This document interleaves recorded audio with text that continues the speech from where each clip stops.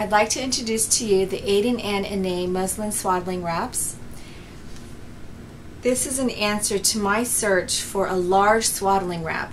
When I was swaddling my son when he was a newborn and in his first and second months of life, I had problems because all I had were the standard receiving blankets and thermal blankets that just weren't large enough for him, so he could kick them off pretty easily.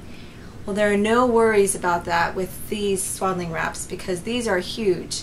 They are 47 by 47 inches long, pre-shrunk, and they actually recommend that you do wash it before you use them for the first time. And when you wash them, they will shrink down to probably about 44 by 44 inches. But that's still larger than most swaddling wraps that I know of on the market. And what's great about these is they're made with muslin, which is a unique cotton material. So they're soft and extremely breathable and light and have an open weave, so the baby's temperature can adjust naturally to remain warm without overheating. They come in a pack of 4, and they are machine washable and machine dryable. You can tumble dry them, and they get softer with each wash. Now I took this one wrap out of the box or out of the package, and you can see how large this is. I mean, I can't even really fit it on the screen right now. It's like barely fitting. Now I'll show you a standard receiving blanket, and just, I mean, you can't even compare how large this is. Look how much larger this wrap is. That's for a standard receiving blanket. Now I have a larger thermal blanket here, and even this is just, there's just no way to compare the size in these. And now, even though this is not a pre-washed, well, this is pre-shrunk, but even though I haven't washed it yet in the washing machine, you can see that even if it shrinks down to 44 by 44, it's going to be much larger still than this blanket. Now I'm going to demonstrate just a standard way of swaddling. And what I've done is I've taken one of the corners of the wrap and I've brought it down so that this corner is pointing down at this bottom corner. And you can adjust this according to how large your baby is. Now I'm using my Winnie the Pooh doll because I don't have any real dolls large enough. Now all you do is you want to make sure you tuck the baby's arm in close to his body,